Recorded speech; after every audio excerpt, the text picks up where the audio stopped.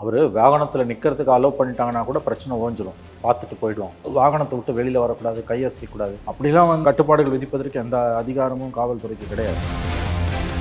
நேரு பேர் சொல்லலை, enforcement directorate கேஸில் வந்து 1000 கோடி ஊழல்னு சொல்லியிருக்கு. 1020 கோடி ஊழல் அது ஆக்சுவலாக பேச ஆரம்பிச்சிருக்காரு. அது ஸ்பெசிஃபிக்காக எடப்பாடி கூட இந்த அளவுக்கு பேசலை, ஆனால் இவர் பேசுகிறாருன்னு போது அது வரவேற்கத்தக்கது. கோடிக்கணக்கான பணத்தை லஞ்சமா வாங்கிக்கிட்டு தகுதியானவங்களுக்கு எல்லாம் வேலை வாய்ப்பு கிடைக்காத அளவுக்கு பண்ணிருக்கிறாரு. எவ்வளவு பெரிய ஒரு ஏமாத்து வேலை. கரெக்டாக ஒரு பாயிண்ட் சொன்னார். போன தேர்தல் அறிக்கையில் சொன்னதே நிறைய நிறைவேற்றல, அதுக்குள்ள அடுத்த அறிக்கை போய் சொல்றதுக்கு புழுகிறதுக்கு வந்துட்டாங்கன்னாரு. அது கரெக்டு தான். அது சாமானிய மக்கள் வந்து விஜய் பக்கம் ஈர்க்கப்பட்டதுக்கு ஒரு காரணம் திமுகவுடைய கூச்சநாச்சு இல்லாத குடும்ப அரசியல், வாரிசு அரசியல். இதை திரும்ப திரும்ப பேசினா மக்கள் மத்தியில் ஒரு ட்ராக்ஷன் கிடைக்கும்.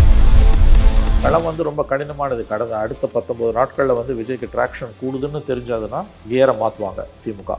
ஆளும் கட்சியின் உண்மையான முகத்தை தாவேக்கா தரிசிக்கும். அது மாதிரி இடையூறுகள் நடைபெற வாய்ப்பு இருக்குன்னு நீங்க நினைக்கிறீங்களா? அளவுக்கு அதிகமாக கூட்டம் கூடும்போது யாராவது ஒரு விஷயமே ஏதாவது பண்ணிட்டான்னா கூட பெரிய அளவில் சிக்கல் வெடிக்கும். அப்போ ரொம்ப கண் குத்தி பாம்பாக அதை பார்க்க வேண்டி இருக்குது. விஜய்க்கு எதிரான பிரச்சாரத்தில் திமுக அண்ணா திமுக 2 பேரும் கையை கொடுத்துட்டாங்க. எவ்வளோ தூரம் அநீதி இழைக்கப்பட்டாலும் வாய் திறக்க மறுக்கிறாங்க. அவங்க அந்த ஒரு ரிஸ்க் இருக்குது. he was left to fend for himself. தனி மரம் தான் இன்றைக்கி, அவருக்குன்னு யாருமே கிடையாது. இந்த ஒரு அதிகாரியும் தான் மாவட்டத்தில் விஜய் பிரச்சாரம் செய்வது என்று விரும்புவதில்லை. ஏன்னு கேட்டிங்கன்னா கட்டுக்கடங்காத கூட்டம் வருது. மற்றவங்களுக்கு வர கூட்டத்தில் இந்த பிரச்சனை இல்லை, அது அழைச்சி வரப்பட்ட கூட்டம் தான். இப்போ ஸ்டாலினுக்கும் எடப்பாடிக்கும் கூட்டிகிட்டு வர கூட்டம், சந்தேகமே இல்லை. ஃபைல் மீடியா நேயர்களுக்கு வணக்கம். தற்போது நம்மிடையே மூத்த பத்திரிகையாளர் திரு மணி அவர்கள் இணைந்திருக்கிறார்கள். பேசி நிறைய விஷயங்களுக்கு பேசலாம். சார் வணக்கம். வணக்கம் சார், கடந்த ஒரு 2-3 நாட்களாக வந்து நிறைய அரசியல் மாற்றங்கள் நடந்திருக்கு அப்படின்னு பார்க்கலாம். குறிப்பாக வந்து விஜய் அவர்களுடைய பரப்புரையில் ஏற்பட்ட டிஸ்டர்பன்ஸ்லேருந்து இன்றைக்கி திருச்சியில் போய் மறுபடியும் வேட்புமனு தாக்கல் தன்னுடைய 2வது தொகுதியிலையும் போய் பண்ணிட்டாருங்கிறத பார்க்க முடியுது.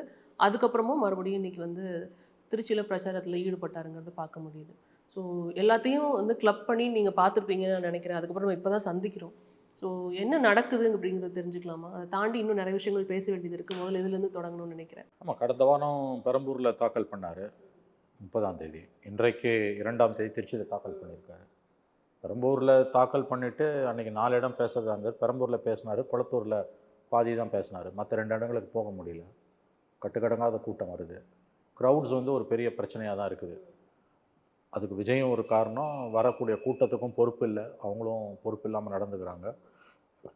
காவல்துறை வந்து கிட்டத்தட்ட வந்து செய்வதறியாது தான் திகைக்கிறாங்க ஒரு கட்டத்தில். ஏன்னா இப்போ 100 பேர் வராங்கன்னு சொல்கிற இடத்துல 10,000 பேர் வரும்போது என்ன பண்ணுறதுன்னு தெரியல. அது ஒரு சிக்கல் இருக்குது. அதே நேரத்தில் வந்து லெவல் பிளேயிங் ஃபீல்டை கொடுக்கணும், அதுவும் கொடுக்க மாட்டேன்றாங்க. ஸோ இது ஒரு காம்பினேஷன் ஆஃப் ஃபேக்டர்ஸு. விஜய் கிட்ட தான் பொறுப்பு இருக்குன்னு நான் நினைக்கிறேன். அவர் வந்து அவரோட கட்சி தொண்டரணி மாதிரி போட்டு கூட்டத்தை கட்டுப்படுத்த வேண்டியது அவருடைய பொறுப்பு தான். கட்டுக்கடங்காத கூட்டம் வரும்பொழுது போலீஸை மட்டும் குறை சொல்லி பிரயோஜனம் இல்லை. அதனால் எல்லா இடத்துலையும் பர்மிஷன் கிடைக்கிறது சிக்கலாகிக்கிட்டே போகுது. இப்போ பார்த்தீங்கன்னா இன்றைக்கி திருச்சியில் ஒரு மாதிரி ஒப்பேற்றிட்டாருன்னு தான் சொல்லணும். திருச்சியில் வேட்புமனு தாக்கல் பண்ணிட்டு பேசிட்டு அங்கேருந்து புறப்பட்டாருன்னு நினைக்கிறேன். ஸோ திருச்சியில் எதுவும் அசம்பாவிதம் இல்லாமல் புறப்பட்டாங்க. மற்ற இடங்கள்ல நம்மளால் இந்த இடத்துல வித்தியாசம் பார்க்க முடியுது சார். இப்போ அன்னைக்கு வந்து பெரம்பூரில் ரொம்ப அழகாக மேனேஜ் பண்ணாங்கங்கிறது தாவேக்கா சார்பிலே சொல்லிட்டாங்க. ஆனால் குளத்தூரில் தான் அந்த டிஸ்டர்பன்ஸ் இருக்குங்கிறது அவங்க வைக்கிற குற்றச்சாட்டாக இருக்குது. இதில் நம்ம இன்றைக்கி நீங்கள் பார்த்தீங்கன்னா திருச்சியில் வந்து ரொம்ப சீக்கிரமாகவே மேலே ஏறி நின்றுட்டார். அதுக்கு பெர்மிஷன் இருக்கா இல்லையாங்கிறத அடுத்த பிரச்சனை. கிட்டத்தட்ட வந்து ரோட் ஷோ மாதிரி மேலே ஏறிட்டார். மேலே ஏறி நிற்கும் போது அந்த பார்க்குற மக்கள் வந்து இலகுவாக பார்த்துடுறாங்க. இலகுவாக பார்த்ததுனால அந்த க்ரௌட் அங்கேயே கலைஞ்சிருது அப்படிங்கிறத பார்க்க முடியுது. ரஸ் குளத்தூரில் வந்துட்டு இதுதான் பிரச்சனையாக இருந்தது. அவரை முண்டி அடிச்சுட்டு பார்க்க வர்றதுனால தான் இந்த பிரச்சனைகள் ஏற்பட்டது அப்படிங்கிறத பார்க்க முடியுது. ரோட் ஷோக்கு இங்கே பெர்மிஷன் இல்லைங்கிறதும் நம்மளால் புரிஞ்சுக்க முடிஞ்சிச்சு. இதுவும் ஒரு பெரிய காரணம் தானே. அது மாதிரி தொண்டரணின்னு நிறைய பேர் சொல்கிறதுனால கேட்க முடியுது. பட் தொண்டரணிக்குன்னு ஒரு 300 பேர் பெர்மிஷன் வாங்கினா அவங்கள தாண்டி இன்னும் எத்தனை பேர் வருவாங்கங்கிற ஒரு இது இருக்குது. 300 பேர் இவங்க கொடுக்குற பெர்மிஷனே நம்பரே வந்துட்டு 500 600 அந்த மாதிரி கொடுக்குறாங்க. இவங்களே ஒரு 300 பேரை கூட்டிகிட்டு வந்தால் எப்படி இதை கட்டுப்படுத்த முடியும்? அதுதான் பிரச்சனை. இப்போ அவர் வாகனத்தில் நிற்கிறதுக்கு அலோவ் பண்ணிட்டாங்கன்னா கூட பிரச்சனை ஓஞ்சிடும், பார்த்துட்டு போயிடுவோம். வாகனத்தை விட்டு வெளியில் வரக்கூடாது, கையசைக்கூடாது, அப்படிலாம் வந்து கட்டுப்பாடுகள் விதிப்பதற்கு எந்த அதிகாரமும் காவல்துறைக்கு கிடையாது. ஆனாலும் அவங்க இப்படி விதிக்கிறாங்க என்று சொல்லப்படுகிறது. அவர் வாகனத்தின் மேலே நின்று முழு தோற்றத்தை காண்பித்தால் ஓரளவு கூட்டம் கட்டுப்பாட்டுக்குள் வரும். அவருடைய கூட்டமும் வந்து நிச்சயமாக வந்து கட்டுக்கடங்காத, எதற்கும் கட்டுப்படாத ஒரு கூட்டமாக தான் இருக்குது. செல்ஃபி எடுத்துக்கிட்டு ஃபார் எக்ஸாம்பிள் இளைஞர்கள் முன்னால் ஓடி வராங்க. இதெல்லாம் வந்து உங்களுக்கு வாகனங்களில், இருசக்கர வாகனங்களில் ஒரு கையில் த்ராட்டில் விட்டுக்கிட்டு இன்னொரு கையில் நீங்கள் இதை போடும்போது மொபைலில் செல்ஃபி எடுக்கும்போது எதனா விபத்து நிகழ்ந்ததுன்னா யார் மேலே பழி விழும்? அதையும் கவனத்தில் நம்ம எடுத்துக்கொள்ள வேண்டி இருக்கிறது. அவை எல்லாத்தையும் சேர்த்து வச்சு பார்க்கும்பொழுது வந்து காவல்துறை கட்டுப்பாடுகளை அதீதமாக விதிக்குதுன்றது உண்மை. ஆனால் அதை விட முக்கியமானது உங்களுக்கு வந்து வரக்கூடிய கூட்டம் கட்டுப்பாடற்று யார் சொல்கிறதையும் கேட்காம அடங்காத கூட்டமாக இருக்குது. இப்போ இதில் வந்து பெரம்பூரில் அவர் பேசுகிற கூட்டத்தில் பின்னால் டிரான்ஸ்ஃபார்மரில் ஏற போகிறாங்க, பிடிச்சி இழுத்து போலீஸும் அப்புறம் அங்கே கட்சிக்காரங்களும் இழுத்து தான் தள்ளி அனுப்பியிருக்காங்க, துரத்தி விட்டுருக்காங்க. அப்போ இந்த மாதிரியான சிக்கல்கள் வரும்போது நம்ம வெறும் போலீஸை மட்டும் குறை சொல்ல முடியாது. கட்சிக்காரங்ககிட்டயும் அந்த பொறுப்பு இருக்குது. இன்னும் இன்னோவேட்டிவாக யோசிக்கணும், ஸ்ட்ரிக்டாக சொல்லணும். ஸோ இது எந்த ஒரு அதிகாரியும் தன் மாவட்டத்தில் விஜய் பிரச்சாரம் செய்வது என்று விரும்புவதில்லை. ஏன்னு கேட்டிங்கன்னா கட்டுக்கடங்காத கூட்டம் வருது. மற்றவங்களுக்கு வர கூட்டத்தில் இந்த பிரச்சனை இல்லை, அது அழைச்சி வரப்பட்ட கூட்டம் தான். இப்போ ஸ்டாலினுக்கும் எடப்பாடிக்கும் கூட்டிகிட்டு வர கூட்டம், சந்தேகமே இல்லை. சீமானுக்கு ஓரளவு தன்னெழுச்சியாக வருது, அதுலேயும் சந்தேகம் இல்லை. இந்த கூட்டங்களில் வந்து அவங்க சொன்னால் கேட்குறாங்க, கட்சிக்காரர்கள் சொன்னால் கேட்குறாங்க. விஜய்க்கு பிரச்சனையில் கட்சிக்காரங்க சொல்கிறாங்க, ஆனால் அவங்க கேட்க மாட்டேன்றாங்க. பல நேரங்களில் இவங்களும் சொல்கிறதே கிடையாது. ஆகவே இது ஒரு வித்தியாசமான ஒரு பிரச்சனை தான். இது அவர் எப்படி கையாள போகிறாருன்னு தெரியல. இன்னும் கரெக்டாக 20 நாள் இருக்குது பிரச்சாரத்துக்கு, 21ஆம் முடியுது. இன்றைக்கி ரெண்டு நாள் ஆயிடுச்சுன்னா 19 நாள் இருக்குது. இந்த 19 நாளில் எதுவும் அசம்பாவிதம் நடக்கக்கூடாது. ஒருவேளை ஏதாவது கரூரில் நடந்த மாதிரி அந்த அளவுக்கு இல்லை, அதில் 10ல் 1 பங்கு 20ல் 1 பங்கு எங்கேயாவது ஒரு அசம்பாவிதம் நடந்ததுனா கூட அதுக்கு பிறகு அவர் பிரச்சாரத்துக்கு போவதே கேள்விக்குறியாயிடும். இப்போ நம்ம நீங்கள் சொன்னீங்களோ லெவல் பிளேயிங் ஃபீல்டு இல்லை அப்படிங்கிறதே நீங்கள் வந்து மென்ஷன் பண்ணியிருந்தீங்கிறத பார்க்க முடிஞ்சிச்சு. அதே மாதிரி அவங்க தரப்பில் தாவேக்க தரப்பில் வைக்கிற குற்றச்சாட்டு என்னென்னா, கொளத்தூரில் வந்துட்டு காவல்துறை சரியாக கையாளலை. அங்கே வந்து கரூர் மாதிரி ஒரு சம்பவம் நடக்கிறதுக்கு தெரிஞ்சதுனால தான் நாங்கள் இமீடியட்டாக அங்கேருந்து கிளம்பிட்டோம் அப்படின்னு சொன்னதையும் நம்மளால் பார்க்க முடிஞ்சிச்சு. ஸோ அந்த லெவல் பிளேயிங் ஃபீல்டு இல்லைன்னு நீங்கள் சொன்னது அந்த இடத்துல நான் கம்பேர் பண்ணி பார்க்கணும்னு நினைக்கிறேன். கரெக்டுன்ற நான் அதான் சொன்னேன், ரெண்டுமே நடக்குது. லெவல் பிளேயிங் ஃபீல்டு இல்லை. இப்போ கொளத்தூர் இன்சிடெண்ட்டை பார்த்தா அது கரெக்டாக அது கரூர் மாதிரி தான் போச்சு. அந்த க்ரௌட் அப்படியே ஓபல் ஆகுது, இப்படி போகுது இப்படி வருது. அது நல்ல வேலையாக உஷாராக அவர் எஸ்கேப் ஆகிட்டார், அங்கேருந்து தப்பிச்சு போயிட்டார். இப்போ வரக்கூடிய நாட்களில் எப்படி பண்ண போகிறாரு என்னன்னு தெரியல. அது ஒரு சவாலாக தான் விஜய்க்கும் உருவெடுத்திருக்குது, அரசுக்கும் வந்து வரக்கூடிய கூட்டத்தை மேனேஜ் பண்ணுறது ஒரு சவாலாக தான் உருவெடுத்திருக்குது. மற்ற தலைவர்களுக்கெல்லாம் கூட்டம் கூடினாலும் கூட அல்லது கூட்டி வரப்பட்டாலும் கூட எப்படி இருந்தாலும் அந்த க்ரௌடு வந்து சொல்கிறத கேட்குது. இந்த க்ரௌடு சொல்கிறத கேட்க மாட்டேங்குது. யார் சொன்னாலும் கேட்க மாட்டேன்றாங்க. வராதிங்க வராதிங்கன்னா இன்றைக்கி ஒரு 10 பைக்கில் செல்ஃபி எடுத்துக்கிட்டு வேன் முன்னால் போய் விடுறான். இதெல்லாம் மற்ற எந்த கட்சியிலும் நடக்காது. அப்போ இதில் இருக்கக்கூடிய சிக்கல், இதில் வரக்கூடிய நல்லது கெட்டதை நீங்கள் தான் அனுபவிக்கணும். கெட்டதை விட நல்லதை விட கெட்டது வரத்துக்கு தான் இதில் வாய்ப்பு அதிகம். இப்போ அடுத்த கட்டமாக அவர் இன்னைக்கு பேசின விஷயங்கள், அட்ரஸ் பண்ண விஷயங்களுக்குள்ள நகரும்னு நினைக்கிறோம். நீங்கள் ஆல்ரெடி சொன்னீங்க அமைச்சர் கே நேருவை பற்றி இன்னும் அதிகமாக பேசணும் அப்படின்னு. இன்றைக்கி அந்த ஊருங்கிறதுனால டச் பண்ணியிருக்கிறாருங்கிறத பார்க்க முடிஞ்சிச்சு. ஓவராலாக நீங்களும் பார்த்தீங்க, அதையும் நம்ம பேசணும். ஆமாம், நேரு பேர் சொல்லலை. பேர் சொல்லாமல் உள்ளாட்சித்துறை என்ஃபோர்ஸ்மெண்ட் டைரக்டரேட் கேஸில் வந்து 1000 கோடி ஊழல்னு சொல்லியிருக்கு. 1020 கோடி ஊழல் அது ஆக்சுவலாக பேச ஆரம்பிச்சிருக்காரு. இன்றைக்கி திருச்சி அதனால் பேசுகிறாரு. அடுத்தடுத்த கூட்டங்களை எங்கே பேசுவார்னு நமக்கு தெரியல. அது ஸ்பெசிஃபிக்காக எடப்பாடி கூட இந்த அளவுக்கு பேசலை, ஆனால் இவர் பேசுகிறாருன்னு போது அது வரவேற்கத்தக்கது. இன்னும் ஃபோக்கஸ்டாக பேசணும். அந்த மாதிரி ஒவ்வொரு மந்திரியோட தொகுதிக்கு போகும்போது அந்த மந்திரி மேலே இருக்க ஊழல் குற்றச்சாட்டு மக்கள் மன்றத்தில் ஞாபகப்படுத்திக்கிட்டே இருக்கணும். அதை அவர் செஞ்சார்னா எலக்ட்ரலி அவருக்கு டிவிடெண்ட் கொடுக்கும். பிரச்சனைகளை பேசுகிறார் ஒவ்வொரு இடத்துலையும். உள்ளூரில் இருக்க முக்கியமான பிரச்சனைகள், மந்திரிகள் மீது, உள்ளூர் மந்திரிகள் மீது இருக்கக்கூடிய சிக்கல், இப்போ குற்றச்சாட்டுகளை பேசுகிறாரு. அதை தாண்டி இப்போ கேஸ் பிரச்சனையை பற்றி பேசியிருக்காரு. இன்றைக்கி லோக்கல் இஷ்யூஸை பேச ஆரம்பிக்கிறாரு. இது வரவேற்கத்தக்கது. பார்ப்போம், இன்னும் 19 நாள் இருக்குது. அதில் இன்னும் அவர் எப்படி பேசுவார் என்னன்றதை பார்க்கணும். அவருக்கு நல்ல ட்ராக்ஷன் கிடைக்குதுன்னா கூட்டங்கள் அமைதியாக நடக்குமா அல்லது வேறு சிக்கல்கள் உருவாகுமா என்ற கேள்வியும் எழுகிறது. இப்போ அதை பற்றி கண்டிப்பாக பேசணும். இப்போ இன்னொரு விஷயமும் பேசுது. ஜனநாயகன் படத்தில் வந்துட்டு முடக்கிறது 2 பேரும் தான், 2 தரப்பினரும் தான். அது மாதிரி கேஸ் பிரச்சனைக்கு காரணம் 2 தரப்பினரும் கை காமிச்சதை பார்க்க முடிஞ்சிச்சு. இங்கே தமிழ்நாட்டையும் கை காமிச்சாரு, மத்திய அரசையும் கை காமிச்சாரு. தனக்கு ஒரு பிரச்சனைனா இங்கேருந்து கிளம்பி ஸ்டாலின் அவர்கள் போகிறாரு. இதுக்கும் வந்துட்டு அது மாதிரி ஒரு சொல்யூஷன் தேடி இருக்கணும் இல்லையா அப்படிங்கிற மாதிரியான விஷயங்கள்லாம் முன் வச்சு பார்க்க முடிஞ்சிச்சு. ஆமாம், அதில் எந்த விதமான சந்தேகமும் கிடையாது. மத்திய மாநில அரசுகள் காரணம் தான். அது வந்து இஷ்யூஸை பேசுறது நல்லது, தனி மனித தாக்குதலை விட. அதாவது இப்போ பேச ஆரம்பிச்சிருக்காரு அவர். உதாரணத்துக்கு போன தேர்தல் அறிக்கையில் சிலிண்டருக்கு 100 ரூபாய் மானியம் கொடுப்பாங்க மாதம். எவ்வளோ பெரிய தொகை அது? 100 ரூபான்றது எவ்வளோ பெரிய தொகை? பச்சையாக தெரிஞ்சே கொடுக்குனாங்க. கொடுக்கல, ஒரு மானியம் கூட கொடுக்க முடியாது உன்னால். ஏது உங்கள்கிட்ட துட்டு? ஏன்னா ஒரு கேஸ் விலை வந்து நீங்கள் 800 rupees குறையாமல் போகுது. 100 ரூபான்னு கொடுத்தீங்கன்னா 2 கோடி பேருக்கு 100 ரூபான்றது வந்து உங்களுக்கு 200 கோடி ரூபா. மாதம் 200 கோடி ரூபாய் எங்கே இருக்குது உங்கள்கிட்ட? கஜானா காலி ஆல்ரெடி. அப்போ அவங்க போன தேர்தல் வாக்கு கரெக்டாக ஒரு பாயிண்ட் சொன்னார். போன தேர்தல் அறிக்கையில் சொன்னதே நிறையா நிறைவேற்றல. அதுக்குள்ளே அடுத்த அறிக்கை போய் சொல்கிறதுக்கு புழுகிறதுக்கு வந்துட்டாங்கன்னாரு. அது கரெக்டு தான். அது வந்து 1.5 லட்சம் பேருக்கு வந்தோடனே வேலை வாய்ப்புன்றாங்க. போன தடவை வந்து 3.5 லட்சம் பேருக்கு கொடுப்பாங்க. அடிச்சு விட வேண்டிதான். அவன் கேட்க போகிறான். ஒரு வேலை வாய்ப்பு கூட உங்களால் உருவாக்க முடியாது. கவர்மெண்ட்டுக்கிட்ட பணம் இல்லை. 1.5 லட்சம் அரசு ஊழியர்கள் வேலை வாய்ப்புன்ற வந்த உடனே நிரப்பப்படும். அதுவும் 5 வருஷத்தில் படிப்படியானா கூட பரவாயில்ல. எல்லாத்தையும் வந்த உடனே ஸ்ட்ரைட்டாக பண்ணிவிடுன்ற மாதிரி தான் தேர்தல் அறிக்கை இருக்குது. போன திமுகவோட தேர்தல் அறிக்கை. போன தேர்தல் அறிக்கையில் சொன்னதே நிறைய நிறைவேற்றலை. இப்போ அதையும் பேசியிருக்கணும். 1.5 லட்சம் அரசு ஊழியருக்கு வேலை வாய்ப்பு கொடுப்பீங்க, எப்படி கொடுப்பீங்க? அடுத்தடுத்த கூட்டங்களை அதான் உதவி பேராசிரியர்கள் பற்றி பேசும்போது அது 2000ங்க. அது ஒன்றுமே கிடையாது. அது இது 1.5 லட்சம் குரூப் 1, குரூப் 2, குரூப் 3, குரூப் 4 எல்லாத்துலேயும் சேர்த்து. நியூ ரெக்ரூட்மெண்ட்ஸே இல்லைன்றது கவர்மெண்ட் பாலிசி. அதில் வந்து பூசாமல் பச்சை பொய்யை எடுத்து அவுத்து விட்றாங்க. 1.5 லட்சம் பேருக்கு வேலை வாய்ப்பு கொடுப்பாங்க. அதான் நான் சொல்கிறேன், சேலஞ்ச் பண்ணுறான். அதில் 10%, 15,000 பேர். 15,000 பேருக்கு வேலை கொடுக்க சொல்லுங்கள். முடியாது. உங்கள் கவர்மெண்ட்டு திவால். உங்கள் அரசு கஜானா காலி ஆகிவிட்டது, திவால் ஆகிவிட்டது. அது வந்து நீங்கள் அடுத்த தேர்தல் முடிஞ்சு பட்ஜெட் போடும்போது அந்த வலியும் வேதனையும் தெரியும். இப்போ அடிச்சு விட வேண்டியதான் எலெக்ஷன் டைமு. அதனால் திமுக சைடில் அதை அடிச்சு விட்றாங்க. இவர் கரெக்டாக பேசுகிறாரு. இன்னும் ஃபோக்கஸ்டாக பேசலாம். இப்போ இந்த 8,000 ரூபாய் கூப்பனையும் 1.5 லட்சம் அரசு ஊழியர் வேலை வாய்ப்பையும் எப்படி கொடுப்பீங்கன்றதை ஃபோக்கஸ்டாக அட்டாக் பண்ணாருன்னா அது இன்னும் நல்லாயிருக்கும். எனவே இன்றைக்கி பெயர் சொல்லாமல் நேருவை பற்றி அந்த குற்றச்சாட்டை பேசுனது கரெக்டு, ப்ராப்பர். திருச்சியில் யார் கூட்டம் போட்டாலும் திருச்சியில் இருக்கக்கூடிய மந்திரி தான், மோடி கூட அதான் பேசிட்டு போயிருக்காரு. ஸோ இவங்க முழு பூசணிக்காகவே திமுக அரசு சோத்தில் மறைச்சிட்டு இருக்குது. இவர் பேசும்போது எனக்கு தெரிஞ்சு இன்னும் ஸ்பெசிஃபிக்ஸ்குள்ளே போய் பேசணும். இன்றைக்கி திருச்சியை சேர்ந்த ஒரு மந்திரின்றாரு, நேருன்னு பேசு. அதான் ஈடி அறிக்கை தான் எல்லாம் தெருத்துருவா வச்சுன்னு சுற்றுறானு. இன்னும் கீழே இறங்கி தான் பேசணும். அது வந்து அவதூறு கிடையாது, அதுதான் பொலிட்டிக்கல் அட்டாக். ஆகவே ஸ்பீச் ஓகே, பட் இன்னும் பெட்டராக அவர் பண்ணியிருக்கலாம். அடுத்த 19 நாட்கள் இருக்குது. அதில் உள்ளூர் பிரச்சனைகளையும் பேசணும், மாநிலத்தை பாதிக்கக்கூடிய பிரச்சனைகளையும் பேசணும். குறிப்பாக மேலும் மேலும் வாரிசு அரசியலையும் ஊழலையும் தொடணும். இன்றைக்கி அதை சரியாக தொட வேண்டிய அளவுக்கு தொடலை.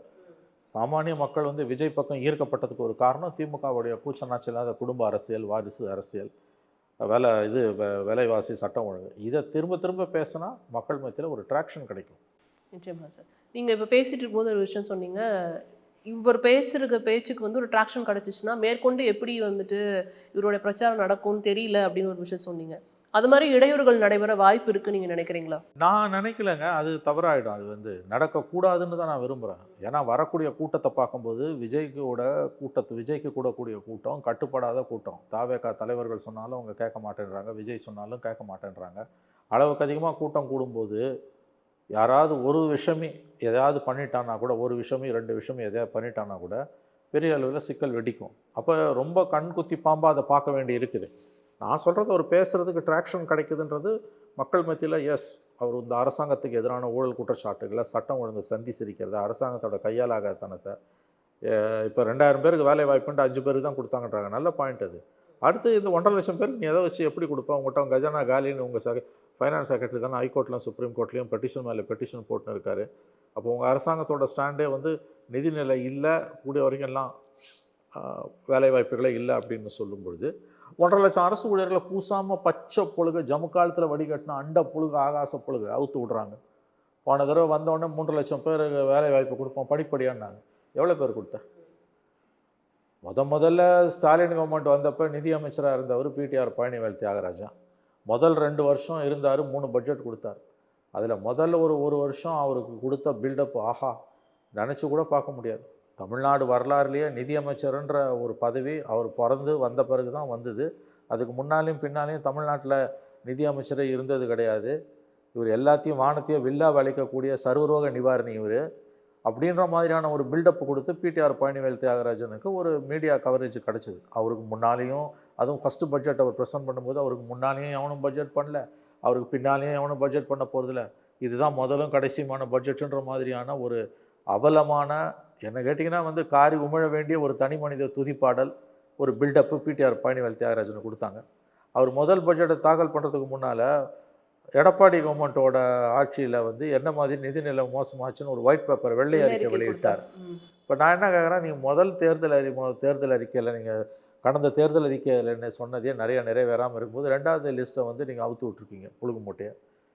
இப்போ அவ்வளோ இதுவாக வந்து படோடபத்துக்கு மத்தியில் வெள்ளை அறிக்கை விட்டார் பிடிஆர் பழனிவேல் தாகரேஜி. அவரை தான் தூக்கிட்டாங்களே சார். கேளுங்க, விட்டாங்கல்ல, அது கவர்மெண்ட்டோடது. ஆன் பிஹாஃப் ஆஃப் கவர்மெண்ட் அவர் இப்போ வெள்ளை அறிக்கை கொடுத்தார்.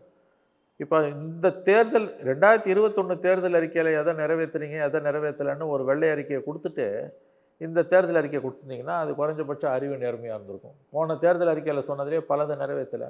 இப்போ அடுத்து இந்த லிஸ்ட்டுக்கு வந்துட்டீங்க நீங்கள். ஆகவே இது எல்லாமே வந்து மக்களை ஏமாற்றக்கூடிய வேலை. இப்போ இந்த மாதிரியான இஷ்யூஸை வந்து விஜய் வந்து ஃபோக்கஸ்டாக வச்சு கிழிக்கணும். உங்கள் போன தேர்தல் அறிக்கையில் நிறைவேற்றாதது நிறையா இருக்குது. குவாலிட்டேட்டிவாக, குவான்டிடேட்டிவாக 500 வாக்குறுதி 515 வாக்குறுதியில் 500 நிறைவேற்றணும்னு அச்சு விட வேண்டியது. எங்கே எதை கொடுத்தீங்க?